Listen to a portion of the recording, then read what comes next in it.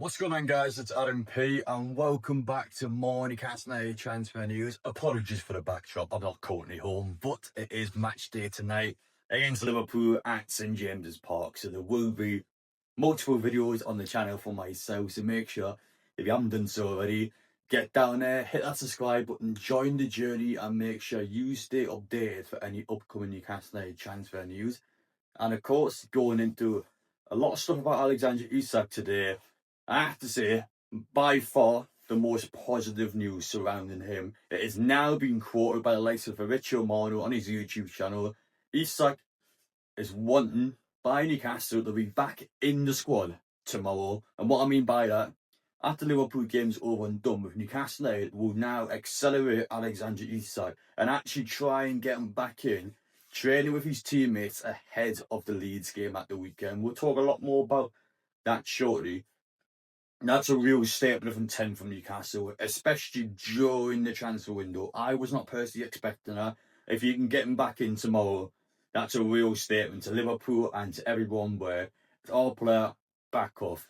And speaking of Isak, I can't believe I'm starting the video off like this, but did you see the WWE in Newcastle last night? You got JD, part of the Judgment Day, actually whipping out an Alexander Isak Liverpool top in Newcastle, and I have to respect that because I've seen it on social media and I can't lie, it properly cracked me up. I'm sure you guys as well seeing that would have enjoyed that. And for anyone that was there at the Newcastle event last night, that would have gained some real heat, and I do have to respect a wrestler who's decided to use that topic because it's certainly going to be one that's going to hurt and it's going to anger the Newcastle fans. And even see CM Punk in the background trying to get out, and he's actually doing the Alan Shearer celebration towards the end of the match. So respect that quite a lot. I see it on social media. I thought it was hilarious, so I thought I'll show you guys as well. But I'm telling you now, final message to that guy: if you were around in the Stone Cold Steve Austin, The Rock, and The Undertaker days, this guy would not be around. You know, you are part of a nicer time, I would say. But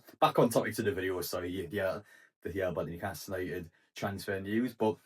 Good Alexander Isak. It's been described by Fabrizio Romano on his YouTube channel that there was an integration process, getting this player back in and getting this player back on side tomorrow.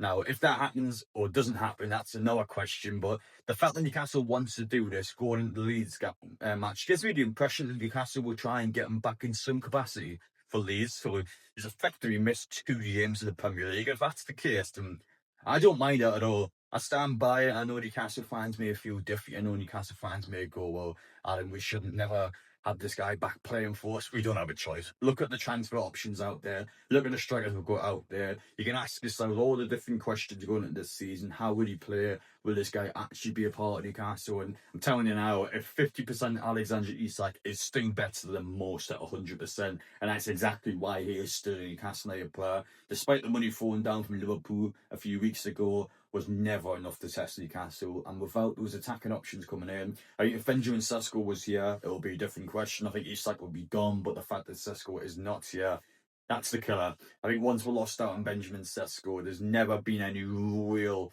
intent from Newcastle to actually sell Isak because there's just no one out there realistically the club are going by. And I like the stance. I like how hard the club's been on it. I like how aggressive the club's been on it as well. I haven't took any of his BS. And listen, Alex, I don't know why I'm addressing Alex directly. He's not ever going to be watching his YouTube video, but listen, Alex, what's done is done. You can only move on now. It's not going to change my life. It's not going to change other people's life, but it will change your life if you continue to refuse to play for Newcastle and after this transfer window closes, if you just refuse to do anything with the football club. It's only going to damage you. We're going to be fine. Listen, we've had worse. We've dealt with worse. Newcastle will deal with worse in the future, but this is a player that obviously doesn't want to be here, but you have to suck it up now. It's been one of them ones where I think the player and the agent have massively misjudged the situation. I think they've massively misjudged where they are, who they are, and what they mean to Liverpool and Newcastle. They mean a lot more to Newcastle than they do at Liverpool.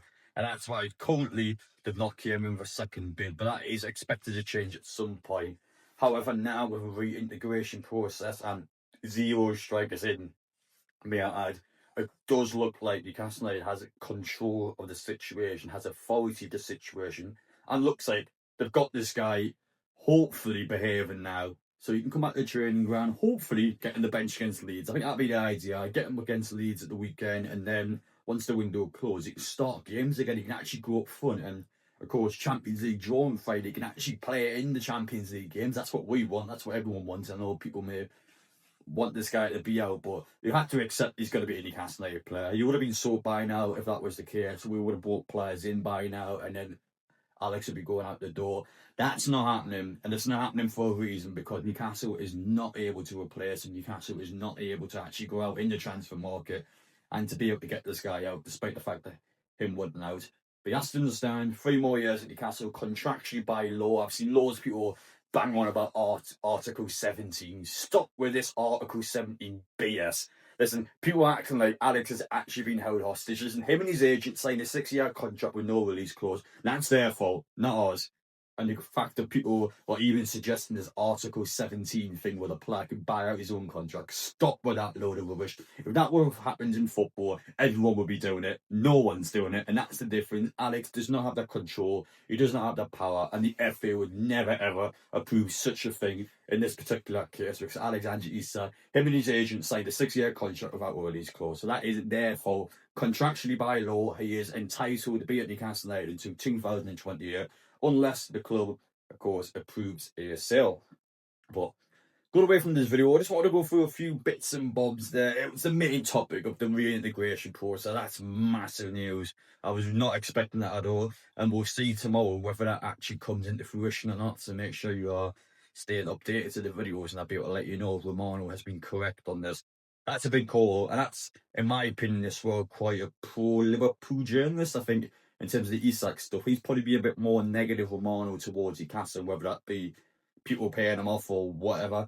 I think Romano is actually one of the more anti-Newcastle journalists out there. So for him to be saying this, that's big news. That's massive news. So stay updated, stay tuned, and I'll be intrigued to see what will happen next. But for now, that's about it in terms of Newcastle United news. I've been pleased, I've been happy, and I've been impressed, I guess, from the club's stance to actually be able to potentially get this guy back in tomorrow. If you can get him back in tomorrow, that's a real boost for Newcastle, and that's a real statement. Once the Liverpool game's over and done with, that's when you reintegrate Alex. And I think that's a strong message from Newcastle. I think it's the public investment fund, and anyhow, really putting their foot down. Listen, Alex, you can continue with this all you want. You are our player. So whether you like it or not, you're training with your teammates, you're going to come back in, and then we're going to have this, I guess, this player come back in, being able to be the better man and be able just to get out with us looking well. And if you can do that, 1 more year, I'm telling you now, Alex, 1 more year, I don't think any Newcastle fan will be against you leaving next summer,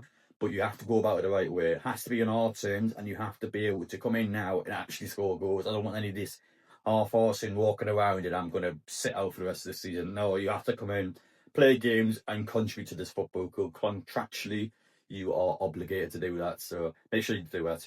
But yeah, hope you guys enjoyed watching. Apologies for having the selfie stick. I wasn't supposed to be out and about last night, basically, so it's been a bit last minute for me. But yeah, I promise you the selfie stick, we will have one in the house. I promise you I will order one or buy one tomorrow when I'm out and about. It'll be one of the two. So thank you guys for watching, take care, and we'll see you all in the next one.